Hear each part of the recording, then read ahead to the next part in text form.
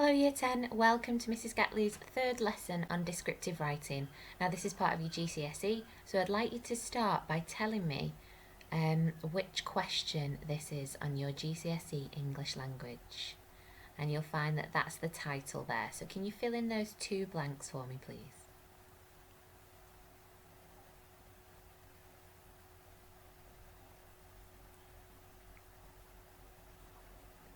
So to recap, we know that we'll be looking at a 40-mark question when we start learning and having to produce descriptive writing. And that's for question 5 on paper 1. Now the task is descriptive or narrative. So you will be given the opportunity to either write a short story, a snippet from a story, or you'll be asked to write a piece of description. Now the reason I've called this scheme of work descriptive writing is because we solely focus on those skills, and it's much easier to score higher if you choose the descriptive writing task. That's not to say that we're not teaching narrative at the same time, because if you had a story, you would include these snippets of description in order to flesh out your characters and your setting. Okay, so let's get going. Welcome everyone. I hope you're well. I hope you're managing to access the lessons in this format and that they're working for you. I do always let school know how you're doing with these lessons via email. You can email the English inbox or you can just email myself. So let's have a look at a normal do now. You've now got 2 tasks to do for 4 quotations.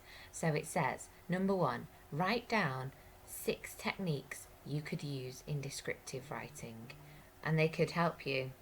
You could learn by looking at the following 4 quotes, or just from the last 2 lessons, particularly when you're looking at the SICK Maps device. If that's something that helps you remember, then do use that. Write down 6 techniques you could use in descriptive writing.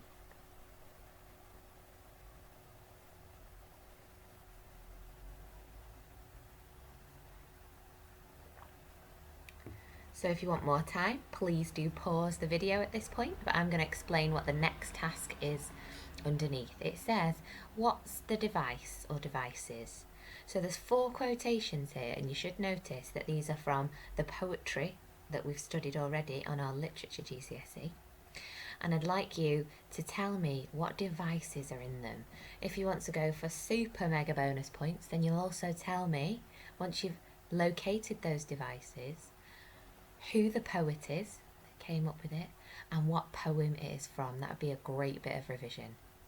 So pause the video now and we'll go through the answers in a minute.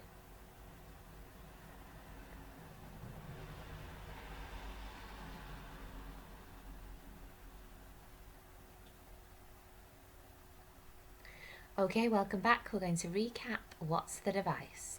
So number 1 should have been quite easy, any 6 techniques that you see, but we're going to be able to pick that apart by looking at the devices in the examples I've given you.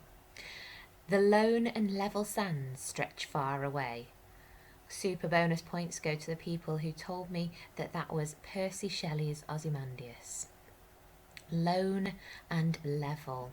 We've got an example of alliteration there. It can be broken up with that connective. And we've also got another example of alliteration, but a different and more specific one. Sands stretch far away. And that's an example of sibilance. Sibilance, where there's a repetition of a sh or a s or a z sound. And that's to highlight the distance. It's right at the end of the poem. And this can be viewed in 2 ways. Obviously, we're delving a little bit deeper here. It's the last line of the poem, and nature has ravaged this sculpture, this statue of Ozymandias. His power no longer stands, which is quite ironic because he thought his enormous statue in the desert would, that he would become the king of kings. And in fact, nature and the elements and the wind and the sand have eroded and crumbled his statue. So it's quite a fitting line. The lone and level sands stretch far away. He's far away from any civilization. But also, when we're looking at the words lone and level, to be quite level-headed is not what Ozymandias was. And it could be that the poet is saying that level-headedness, that the new generation, that people that are thinking more clearly are now in control. So do, as I'm talking here, feel free to pause and go back, because there'll be some information that you can use to annotate what's around you. Let's go on to the next one. His terror's touchy dynamite. This is a very, very interesting line. And we should note that it's from Ted Hughes's Bayonet Charge. And it's a strange example here. It's, again, one of the last lines. His terror's touchy dynamite. His terror is almost personified. So the technique there we've got is a strange example of personification, and that he's owning his own terror as well in that pronoun use. Touchy and terror are both alliterative. Very easy to spot, isn't it?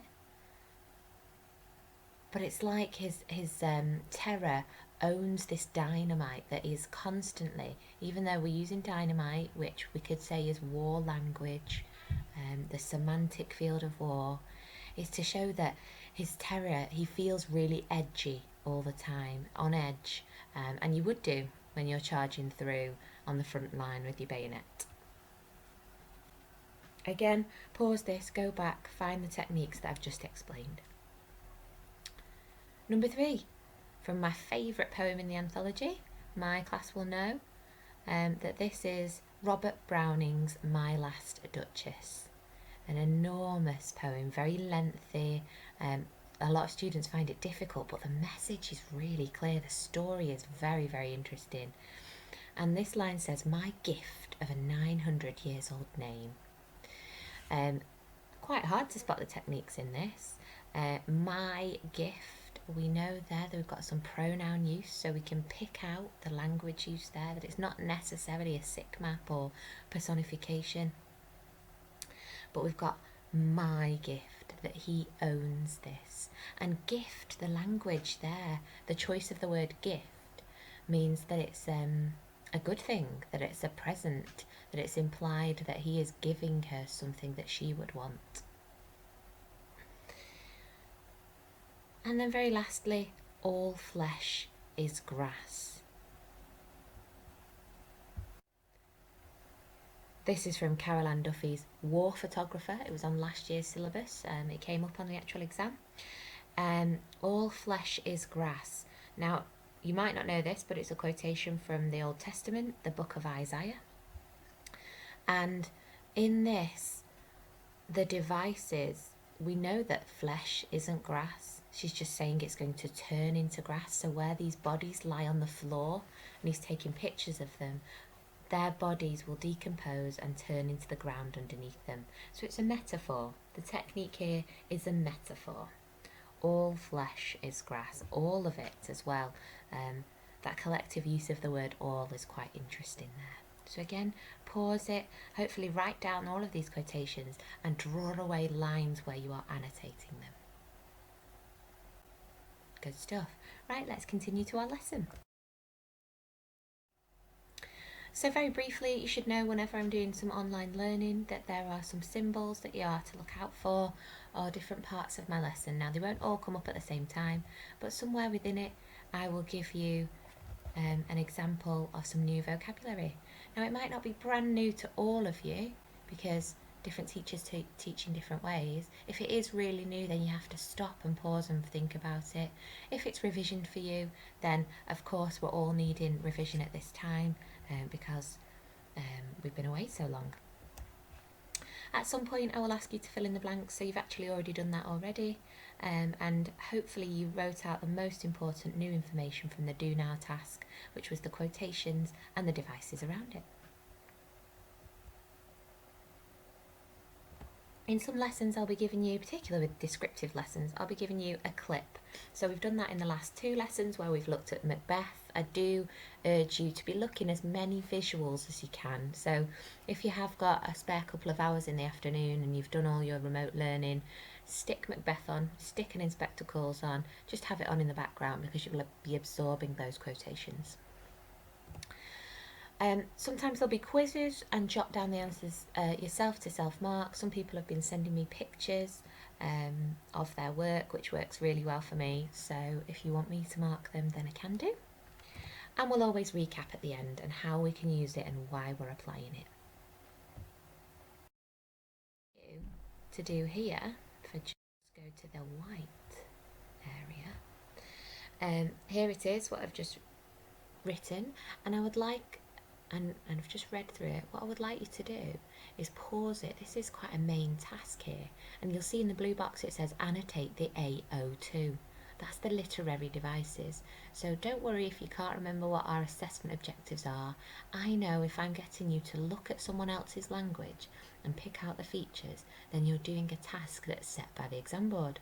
So pause it here, use what's in front of you, either take a picture of it or type it up. If you were really diligent and wanted to work very, very hard, then you could type up what's in front of you and annotate and highlight what you've got. I quite like writing, so I would look at this screen now and I would write down the first paragraph, and then, much like our do now task, I would explode the information in front of me. So for example, if I take the first one, the wild Scottish wind whistled a melancholy tune, I'd write that down and I'd be able to explode it because we've got some lovely language devices there. We've definitely got alliteration in wild, wind and whistled. The wind can't officially whistle. It is not a person. That's attributed to a person, so that would be personification. And the word melancholy is just an example of beautiful, sad language, a tier 2 word, a word that you wouldn't use all the time. So just annotate it with those 3 devices. You could even tell me what sort of example of sentence it is. There's some simple, compound and complex sentences in there. So take 10 minutes, pause the video, write down what you can see in front of you and annotate all of the literary devices, the sick maps, the things that I asked you to identify in the Do Now starter.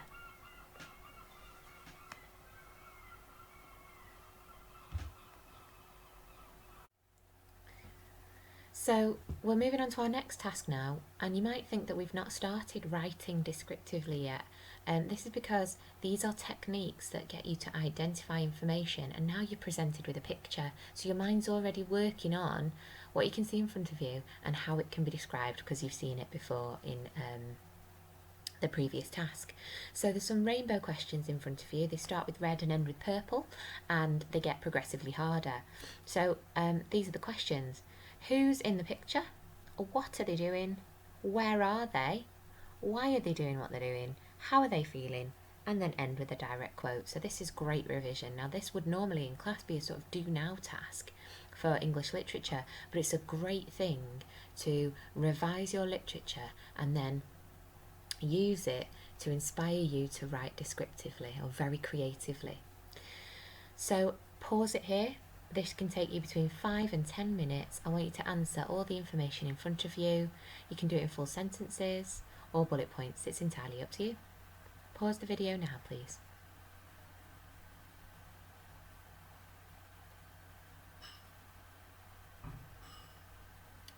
Okay, so I'm going to briefly go through it. Hopefully you've got a bit more depth. So we can definitely tell that there's 3 ladies in the image, if you can tell that there's a third one behind there, and they are definitely in Macbeth because we know that that's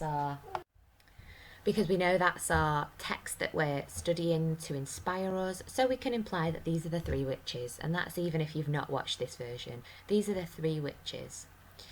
What are they doing? Well, they are simply walking through a misty area. Now, I can tell that there's no structures or anything behind them, so I can imply that this is on the heath. This is a barren wasteland. This is fields that would be the battlefield where Scotland was fighting Norway. So I've answered the yellow question there. They're most likely on the heath. They're most likely looking around the battlefield because this is where they meet Banquo and Macbeth, who are on their way back from victory. Why are they doing that? Well, it's dramatically important that there is a meeting because this starts the whole play. we're already aware that Macbeth has been outlined as a valiant and noble, brave soldier. And then we see him meet these three women. And Banquo does say at this point, you look like women, but your beards forbid me to think you as such. So they're very strange, very mysterious. It's not like the battlefield, which would be a normal environment to soldiers. And they're drawn to death, aren't they? So we can imply again that they're wandering around the area where there was a battle because of the dead bodies, because of the element of death. How are the ladies feeling here? That's quite a hard question on this image. We definitely know that they are there and they are almost in control of the scene, aren't they? Because they have the prophecies, so they might feel quite powerful. If we flip that and we talk about Banquo and Macbeth, who are out of the frame, but we can still talk about them, they're probably feeling quite apprehensive, very confused. They know that they might be witches because people did believe in the supernatural in terms of witchcraft back then. Definitely in Shakespeare's time, in the Jacobean time, around 1600 and Elizabethan. But this was set 400 years before that, in around 1200 BC, and we knew then that people were quite frightened of ladies that would be looking into areas of the occult and things to do with the devil. So Banquo and Macbeth at this point would be very apprehensive, unsure of themselves, unsure of what's in front of them. And a direct quote, I'm going to leave that up to you. I'd love you to tell me what you think about this one. Obviously, I don't just want double trouble, boil and bubble, fire burn and cauldron bubble. And I've given you an example from what Banquo says about their appearance. So make sure you have a Google now. We have a look at the play in front of you and write down a direct quote. So what that's done is given us a bit of an understanding of the image, a bit of location of where this is. So it's over to you now, and it's about taking your time. I'm going to give you some examples of the paragraphs that I usually start with. So in the top right hand corner you can see 4 bullet points, paragraphs 1 through 4, and that's how I open my paragraphs usually. I always start with the weather. I know that I'm going to draw you in with a verb, with an action. I like talking about the senses because I find that quite easy. And I might end with an adverb, with an ly word, something that's modifying the verb to tell me how my character is walking or feeling. So let's have a go. There's now 4 paragraphs that have come up on your screen, small paragraphs, and that's absolutely fine for now. And I want you to try and label which opener I have begun with. So I'm going to read them to you, and then you need to decide which one is which. So for example, the first green box will be either opening with the weather, a verb, the senses, or an adverb. So let's go. Groaning in agony, soldiers lay strewn across the blood-red field. A crimson blanket filled the Scottish wilderness. Gently and unnervingly delicate ripples of black fabric rustled in the wild wind. The evil sisters knew where they were headed. The smell of blood was too enticing. A festering, invasive smell of rotting flesh and carcass infected the nostrils of bystanders, those who had fought and won. The dense, dreary fog affected the lungs of the children, mesmerised by the figures emerging from the depths. So these are all examples of how we might start our descriptive paragraphs, with different angles and different areas to be circled, if you remember that technique. So pause it, I've read it, go back and tell me which one you think is which. Okay, so these things should be easier to spot now because we've started to do them for at least 2 lessons. So the green box, groaning in agony. The answer there, that groaning is something we can do as humans, and that's an action, it's a doing word, it's something that can be done, so it's a verb. Started with a verb there to put us right in the action. The grey box, gently and unnervingly delicate ripples. Well, I'll give you 2 examples of what paragraph 4 wants here, and those are ly words and they describe the ripples. So they describe a verb, and they're rippling unnervingly and gently, so they are adverbs. The yellow box, a festering, invasive smell of rotting flesh.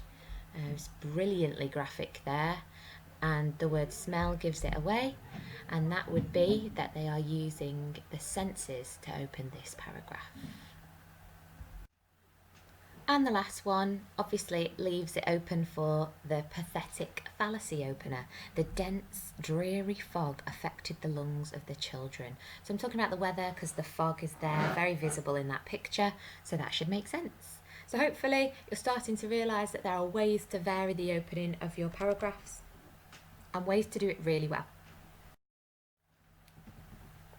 Now, this scheme of work was something that I did last year for the very first time with Year 11, and this is what they got from the next task. And I want to show you that it's not necessarily about the amount that they're doing, it's about the quality of what they're doing. So I'm going to read these examples to you, done in real time, so exactly the same lesson you've had, and this is what they've produced. I thought that'd be really useful for a recorded lesson, so you're not alone in it at all, and it's not just your teacher telling you what to do. Gracefully staring into her eyes with his murderous fingers on her face, one for each person he murdered thus far, he spoke. Absolutely fantastic. I love this. So gracefully staring, this student has started with an ly opener, so we know that they're using my techniques already, and that's an adverb opener, and staring would be the verb. They used the picture from the first lesson where Macbeth was caressing Lady Macbeth's face. Absolutely beautiful, and it's just one sentence there with that additional clause in the middle with those two commas. Let's have a look at this one. Sharply staring, the monster was feeding itself from the fear of its prey. It wanted to jump and devour her into pieces, but no. It waited peacefully, reassuring and that feeble and weak woman that he was balancing in the rope of life, that she was fine. Again, fantastic. The last line there I'm just going to reread. It waited peacefully, reassuring that feeble and weak woman that was balancing in the rope of life, that she was fine. That's better. Incredible. Again, sharply staring. Two examples of using the adverb opener. To stare is an action, and that ly word there modifies it. I like that they might have turned Macbeth into a bit of a monster here, or gone off and used it as inspiration and might be starting a little bit of a story. I like the comma where it says but no, so it's giving you a little bit of information where we get an insight to the monster being able to bide his time and to wait patiently. Brilliant work. And some more. Let's have a look at these ones. A little bit more developed now, a little bit longer in their paragraph style. Gracefully, the crowns sat upon their heads, metal shining like a tear bathed in light, the metal crown which weighs upon their conscience. Flooding with ambition, the crown showed as evidence as such, jewels that reflected the holy light in which they believe, chosen by God, his mind believed. Again, really well developed, and all they focused on here is when we circled the crown in the last lesson. So we've used gracefully, so it looks like the crowns are graceful, sat upon their heads, and that they're beautiful, like a tear bathed in light. That's a great simile. But then it becomes weighted because their conscience is guilty. Fantastic. Next one, you can see that they've highlighted what they can choose from to start. So let's have a look what they chose here. Elegantly, Lady Macbeth's ocean blue eye makeup spread across the side of her face like a contagious smile, her eyes fluttering as she gazes into her brave husband's fiery eyes, as she knows she is protected by him. Fantastic. They don't have to set the scene. They've really dived into just one aspect, and you can see using this style and technique, just focusing on Lady Macbeth's eye makeup and what she's looking at and how intently she's looking, they've done something brilliant there. So don't feel that you have to get to this point, because obviously in class we'd be wandering around and helping you with that, but you can take some of the information that you see in here. And lastly, let's have a look at some different examples. He gently stroked her face with his cracked, callous hands on her silk-like texture of her face. His conscience was weighing him down more than the ring that was bared on his finger. Beautiful again. They really know the play quite well, because they know that he's, and even they've used just the picture to see Macbeth's dirty hands, how he's got his hands messed up in all this murder, and really it's his conscience that's weighing him down more than that ring. Gently, we've got an adverb there, and cracked and callous, that's beautiful language. We've got some alliteration. And if you understand the connotations of the word callous, you'll see that that's used in two different ways. So absolutely beautiful there. Let's have a look at another one. The tempestuous wind thrashed through his rough, bloodied fingers. A dreary trail slithered through the pitch-black ether. Upon the heath was a cloudy mist, and waiting on the dull stench of rotting flesh, ravens crowed, looking maliciously for their next victim. So I've ended here on probably the best one. They're all absolutely brilliant. They're all sort of at the top level. But tempestuous wind is obviously an example of pathetic fallacy. We're just talking about the weather. So take your time, pause, have a look. If you don't understand any of the vocab, highlight what you don't understand and have a Google of it. Very well done for getting here so far. Let's move on. So I want to show you what we would do in class and how we would do this rainbow question, and this is going to be our image of the day. So this is what I'm going to leave you with. Here are some rainbow questions based on this picture, and I've already done some annotations. So we obviously know it's Macbeth, and we've imagined here in this lesson that we've already gone through it, that Macbeth is outside looking from Dunsinane Hill to Burnham Wood. So if I just put that in context for you, this is at the end of the play. Macbeth has slowly deteriorated. His mind and his conscience have affected him so much that he realises that he thinks he can't be defeated because of the second prophecies. That's a play on words or a trick by the witches, because Malcolm has raised an army in England, led by Macduff, who was not born officially or naturally of a woman, because he was ripped untimely from his mother's womb. So the witches here have sort of told the truth. It depends on what your beliefs are, whether they outright trick Macbeth or maybe Macbeth hears what he wants to hear.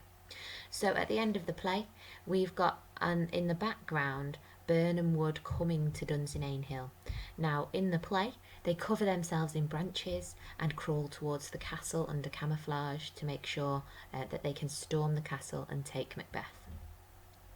In this adaptation of the film, they burn the wood, so the smoke covers the castle, and I think that's a really creative way of changing the play a little bit.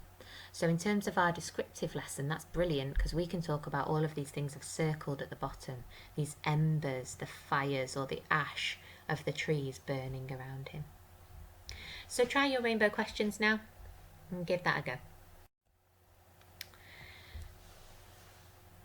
And here I want you to pause this and see how I would mark your work. Have a look at where I found the techniques. Have a look at why this student here on the left hand side got a 7+.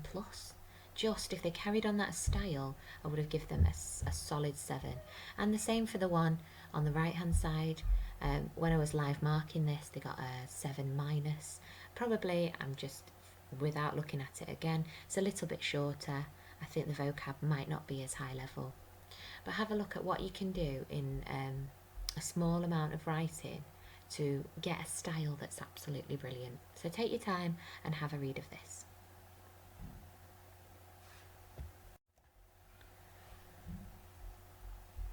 And I want to read this one to you. Have a look at how we can develop these things.